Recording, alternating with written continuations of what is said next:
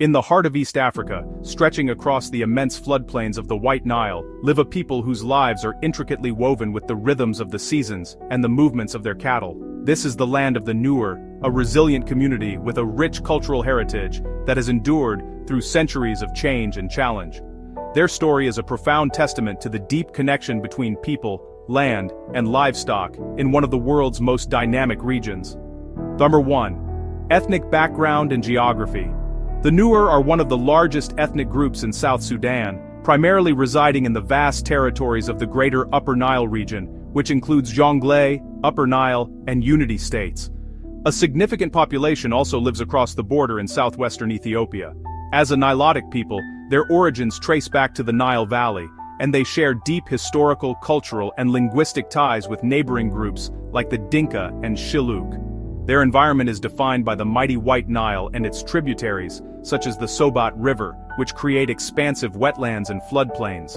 This landscape dictates a semi-nomadic lifestyle, forcing seasonal migrations. During the long rainy season, communities move to higher ground to escape the floods, cultivating sorghum and maize. As the waters recede in the dry season, they return to the riverbanks and pastures with their herds, establishing temporary cattle camps.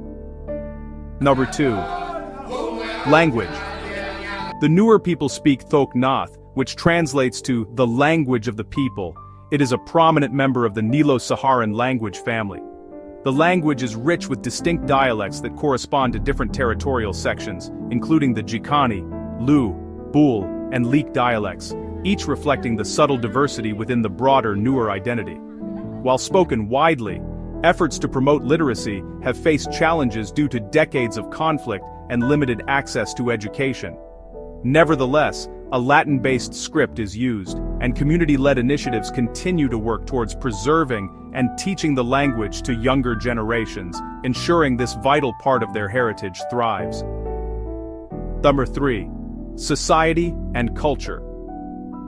Nuer society is structured around a segmentary lineage system, where kinship is paramount. The largest social units are clans, which are patrilineal and trace back to a single ancestor.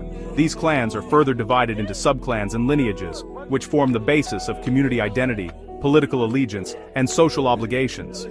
Another crucial element is the age-set system, which groups men initiated together into a lifelong brotherhood, fostering solidarity that cuts across family lines.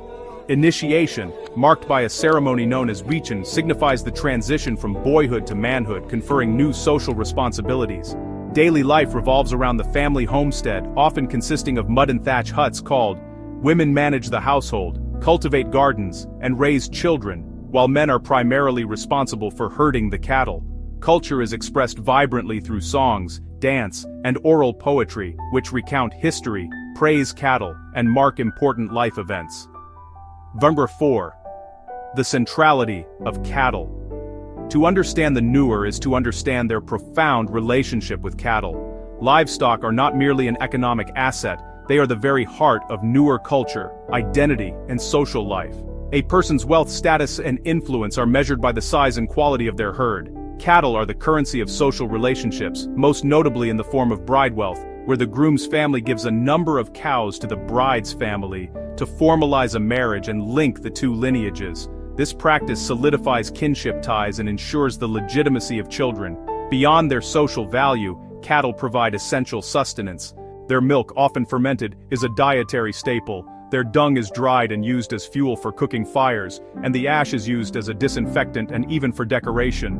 Nuer herders form deep personal bonds with their animals, giving them names and composing elaborate songs in their honor. This cattle culture shapes every facet of Nuer existence, from daily routines to spiritual beliefs. Number 5. Economy and livelihoods. The Nuer economy is traditionally a subsistence-based system built on 3 pillars: pastoralism, horticulture, and fishing. Pastoralism, centered on herding cattle, goats, and sheep, remains the primary activity. However, this is supplemented by seasonal agriculture. During the wet season, families cultivate small plots of sorghum, maize, and beans on higher ground. As the floods recede, fishing becomes a critical source of food along the rivers and pools left behind.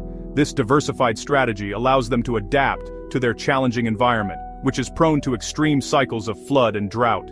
In recent decades, this traditional economy has been impacted by conflict and environmental change. However, trade in local markets in towns like Malakal and Bentiu is growing, connecting rural communities to a wider cash economy. Verse 6. History and conflict. The Nuer have a long history of independence and resistance, first against Ottoman Egyptian slavers, and later against Anglo-Egyptian colonial rule. Following Sudan's independence, they became deeply involved in the two long and devastating Sudanese civil wars, fighting for greater autonomy and rights for the southern peoples. The birth of South Sudan in 2011 brought hope, but it was tragically short-lived. In 2013, political rivalries ignited a new civil war that fractured the nation along ethnic lines, pitting Nuer and Dinka communities against each other in a brutal conflict. This has been fueled by historical tensions and fierce competition over resources like water and grazing land, which are becoming scarcer due to climate change. Verse 7. Recent developments and modern changes. The ongoing conflict has had a profound and devastating impact on the Nuer people, leading to mass displacement, the collapse of local economies, and a severe humanitarian crisis.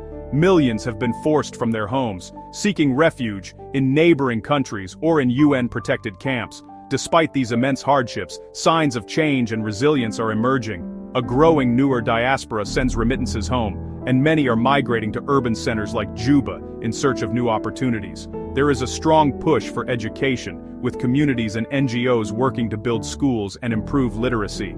Access to healthcare remains a major challenge, but mobile clinics and local health initiatives are making a difference. Slowly, infrastructure like roads and mobile networks is expanding, connecting isolated communities and fostering new forms of commerce.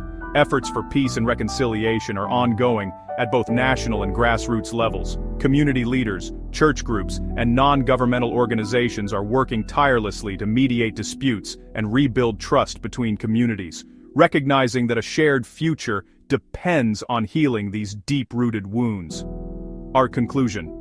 The Nuer people possess a rich and enduring cultural heritage, defined by their unbreakable bond with their cattle, their complex social structures, and their remarkable resilience in the face of unimaginable adversity. Their story is not just one of conflict, but of survival, adaptation, and an unyielding spirit. Understanding the history, culture, and current challenges of the Nuer is essential to appreciating the intricate social fabric of South Sudan and the ongoing journey of its people toward a more peaceful and prosperous future.